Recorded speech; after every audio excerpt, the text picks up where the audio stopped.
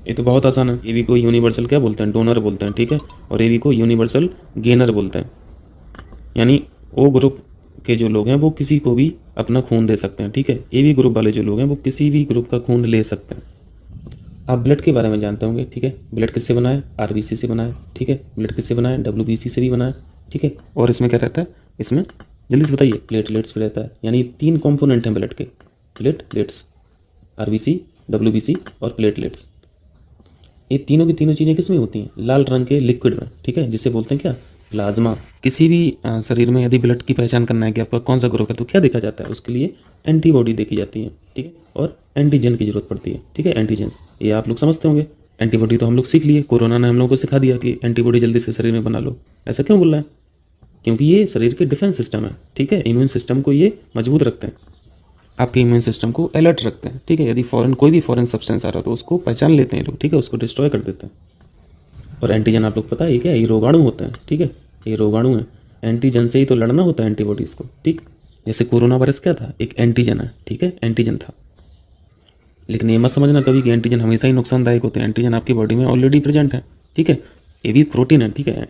Antibodies भी protein है और एंटीजन्स भी प्रोटीन ही है, यानी प्रोटीन मॉलिक्यूल्स होते हैं सब। और ये आप आरबीसी देखा था आपने, आरबीसी, ठीक है। आरबीसी इस तरह की रहती है, ठीक है। इसका जो आउटर सरफेस है, यहाँ पे डॉट डॉट कर रहा हूँ, इसका जो आउटर सरफेस है यहाँ पे एंटीजन चिपके होते हैं, ठीक है।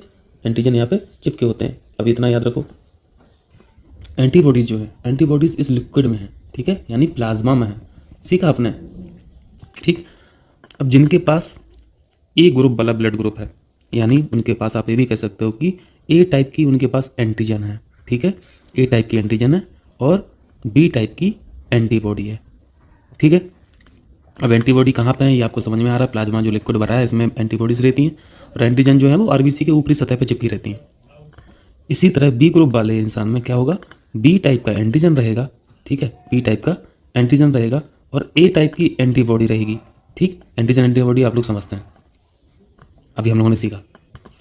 ए बी ग्रुप के पास ए और बी टाइप दोनों ही टाइप के यहाँ पे एंटीजन इनके पास होते हैं, ठीक है। इस ग्रुप के पास, इस ब्लड ग्रुप में ए और बी एंटीजन रहती हैं, लेकिन ए और बी टाइप की एंटीबॉडी नहीं है, ठीक है। वेरी इंपॉर्टेंट, एंटीबॉडी नहीं है, ना तो ए है ना ही बी है।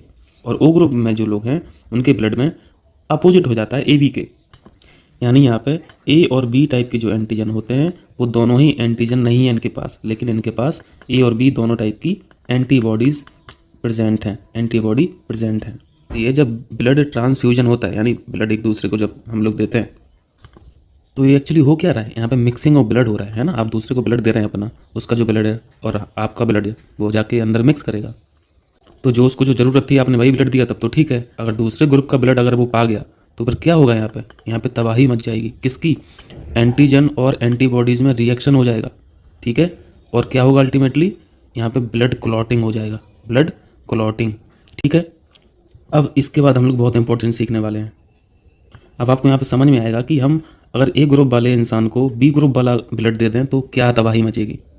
अगर किसी इंसान के पास ए टाइप की एंटीजन ऑलरेडी अवेलेबल है, ठीक है, उसके ब्लड में ए एंटीजन है, और दूसरे किसी इंसान का उसके पास ब्लड आ रहा उसमें भी ए एंटीजन है, उसमें भी ए एंटीजन है, तो कोई दिक्कत नहीं है, ठीक है, कोई भी दिक्कत नहीं है।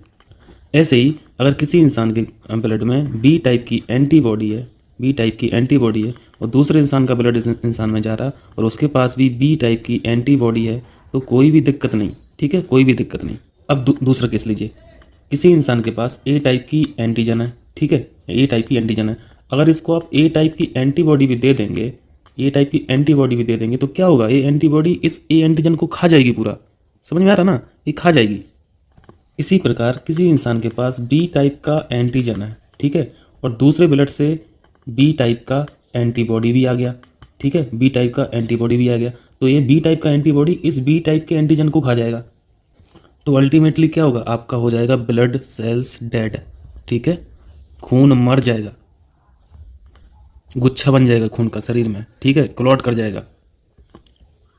अब आ जाओ यहाँ पे जल्दी से। एक एक्स आदमी है जिसका ब्लड ग्रुप ए है, एक वाई आदमी है जिसका ब्लड ग्रुप बी है, ठीक है।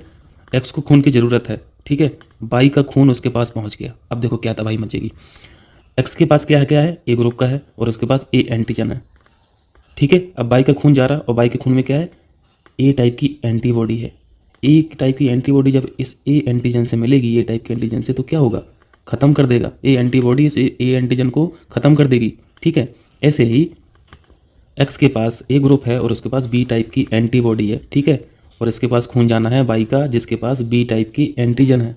तो ये दोनों मिलके क्या करेंगे, आपस में ख़त्म कर लेंगे, ठीक है। ये बी टाइप की एंटीबॉडी इस बी टाइप के एंटीजन को खा जाएगी और अल्टीमेटली होगा क्या, क्लॉटिंग हो जाएगी ब्लड की, ठीक है, और मृत्यु तय है फिर, ठीक है। ए को किस किस से दिला दो, ए को ओ से दिला दो और ए से दिला दो, ठीक है। बी को आप ओ से दिला दो, बी से दिला दो। ए बी को आप ओ से दिला दो, ए बी से दिला दो, ठीक है, और ओ को केवल ओ से दिला दो, ठीक है। यहाँ पे ग्रहण करना पूछा है, सिर्फ कहाँ से ग्रहण कर सकते हैं, किस ग्रुप से, तो वो ए है, ठीक। चलिए पॉज कर लेना, मिला